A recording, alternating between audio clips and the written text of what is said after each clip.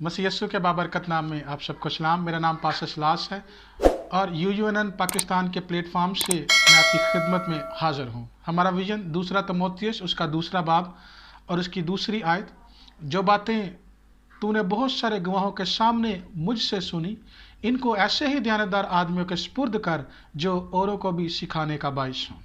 आज का मजमून ईद क़यामत अल मसीह के हवाले से। ईद क़यामत अल मसीह ये एक फ़तहमंदी का दिन है और हमारे लिए फ़तहमंदी की अलामत जो है वो हमारा यस्सु मसीह है। मैं देखता हूँ पुराने अहदनामा के अंदर दानियल उसका 10वां बाब और उसकी 21वीं आयत, दानियल कहता है कि मिकाएल के सिवा कौन मेरा मददगार है।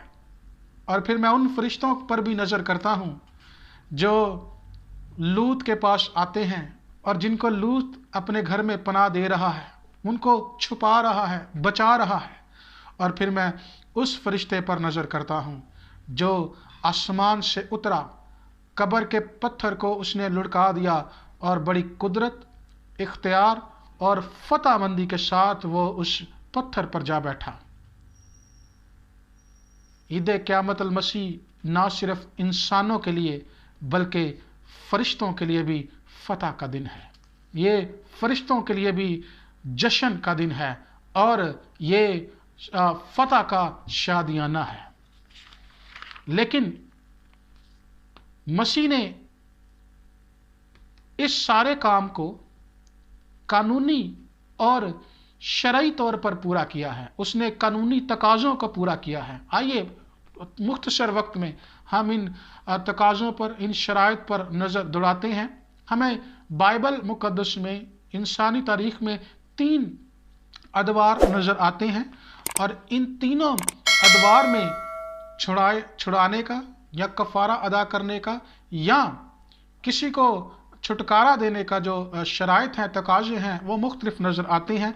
हमारे पास 3 अदवार हैं। पहला शरीयत से पहले का दौर है, दूसरा शरीयत का दौर है और तीसरा शरीयत के बाद का दौर है। और शरीयत से पहले का जो दौर है उसमें छुड़ाने वाले के लिए या ऐसा शख्स जो छुड़ाया करता था या कफ़ारा देता था या वो किसी को नजात दिलाता था, उसके लिए जो अबरानी लफ्ज़ इस्तेमाल हुआ है वो है जोएल। और जोएल के लिए पुराने शरीयत से पहले के दौर में 2 शराइत पर पूरा उतरना ज़रूरी हुआ करता था।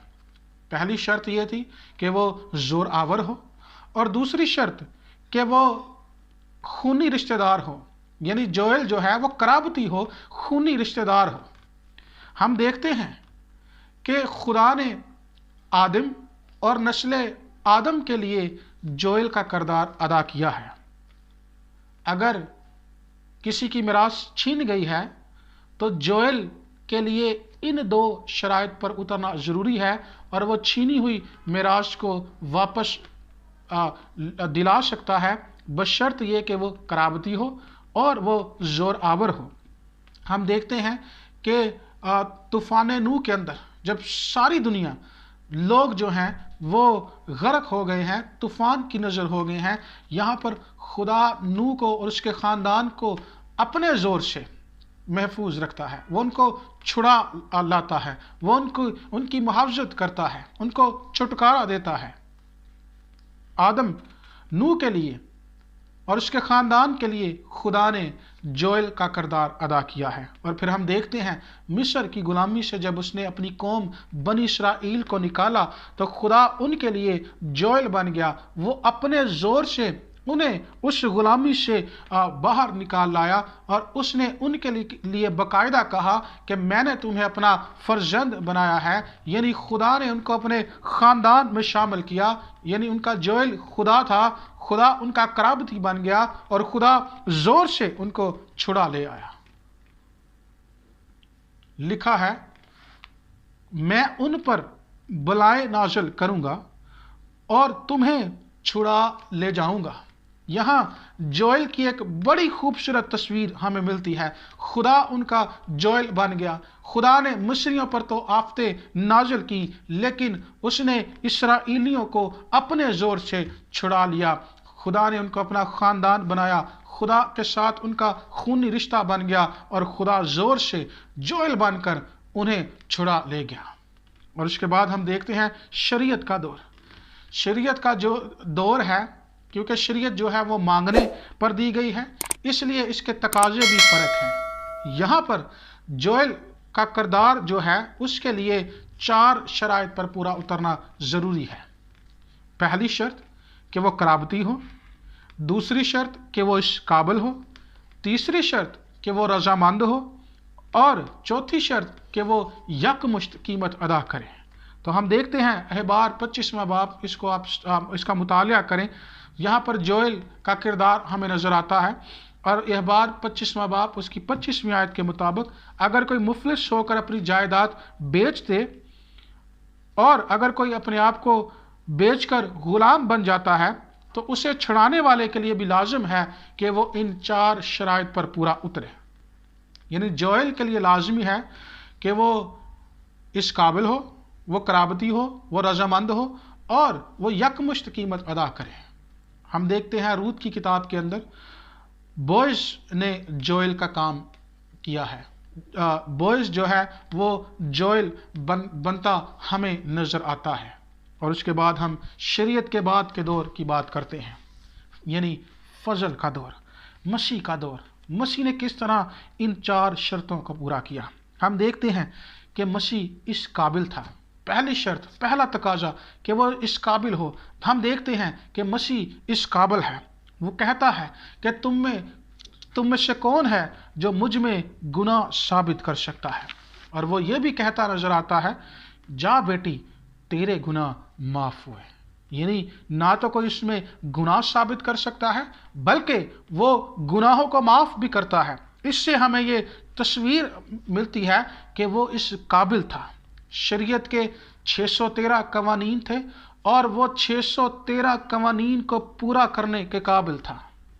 اس نے شریعت کو پورا کیا، یعنی وہ اس قابل تھا، وہ جوئل بننے کے قابل تھا۔ اور دوسری بات کہ وہ قرابتی ہو، وہ خونی رشتہ دار ہو۔ جوئل کے لیے ضروری تھا کہ وہ خونی رشتہ دار ہو، وہ قرابتی ہو، اور کلام میں لکھا ہے جتنوں نے اسے قبول کیا اس نے انہیں خدا کے فرزند ہونے کا حق بخشا۔ یعنی یسوع نے ہمیں خدا کا فرزند بنا دیا، اور وہ ہمارا بھائی بن گیا۔ اس نے ہمارے ساتھ خونی رشتہ بنایا، اور جوئل کے لیے ضروری تھا کہ وہ خونی رشتہ دار ہو، وہ قرابتی ہو، اور یسوع یہاں پر قرابتی بن جاتا ہے۔ یعنی وہ جوئل کی اس شرط پر پورا اترتا ہے۔ اور تیسری بات کہ وہ رضامند ہو، وہ اس کام کے لیے اپنے آپ کو پیش کرے، وہ رضامندی کا اظہار کرے۔ اور جوئل کے لیے یہ ضروری شرط تھی کہ وہ رضامند ہو۔ اور لکھا ہے کہ اس نے اپنی قدرت کو اپنے قبضہ میں رکھنے کی چیز نہ سمجھا، بلکہ اس نے خادم کی صورت اختیار کی۔ اس کا مطلب یہ ہے کہ وہ رضامند ہو گیا، اس نے اپنے آپ کو خالی کر دیا، رضامندی اس نے دے دی۔ اور لکھا ہے جس طرح بھیڑ اپنے بال کترنے والے کے سامنے خاموش رہتی ہے، اس طرح یسوع اپنے پکڑوانے والوں کے سامنے وہ تابعدار ہو گیا، وہ خاموش رہا۔ یعنی وہ رضامند تھا، وہ رضامند ہو گیا، اس نے اس شرط کو بھی پورا کیا، اور وہ جوئل بن گیا۔ اور چوتھی بات کہ وہ یکمشت قیمت ادا کرے۔ جوئل کے لیے ضروری تھا کہ وہ یکمشت قیمت ادا کرے، یعنی ایسا شخص جو انسٹالمنٹس میں یا پورشنز میں قیمت نہ ادا کرے، بلکہ یکمشت قیمت ادا کرے۔ اگر کوئی اس قابل نہیں کہ وہ یکمشت قیمت ادا کرے، وہ جوئل نہیں بن سکتا، وہ اس شرط کو پورا نہیں کر سکتا۔ لیکن خدا کے کلام میں لکھا ہے اپنا ہی خون لے کر پاک مقام میں ایک ہی بار داخل ہو گیا اور ابدی خلاصی کرائی۔ وہ ایک ہی بار پوری قیمت ادا کر کے اپنا خون لے کر پاک مقام میں داخل ہو گیا اور ہماری ابدی خلاصی کرائی۔ اس نے اس شرط کو بھی پورا کیا اور وہ ہمارا حقیقی جوئل بن گیا۔ اس نے ہمارا ابدی کفارہ کیا، ہماری خلاصی کرائی، اور وہ ہمارا جوئل بن گیا، اور اس نے موت اور قبر پر فتح پائی، اور بڑی فتح مندی کے ساتھ وہ ہمیں چھڑا کر لے گیا۔ اس نے کہا کہ میں جیتا ہوں، تم بھی جیتے رہو گے۔ اس کی قبر خالی ہے، وہ آج بھی زندہ ہے اور ابدالباد زندہ رہے گا، لیکن جو کوئی اس پر ایمان لائے گا وہ بھی جیتا رہے گا، وہ ہلاک نہ ہوگا، ہمیشہ کی زندگی پائے گا۔ میرے عزیزو، اگر آپ ہمیشہ کی زندگی پانا چاہتے ہیں تو آپ کے لیے جوئل موجود ہے، آپ کے لیے ایک ہے جس نے آپ کا کفارہ ادا کیا ہے، آپ کی خلاصی کرائی ہے، آپ کو چھٹکارا دلایا ہے۔ اس کے پاس آ جائیے اور جس طرح وہ جیتا ہے آپ بھی جیتے رہیں گے۔ خداوند آپ کو برکت دے۔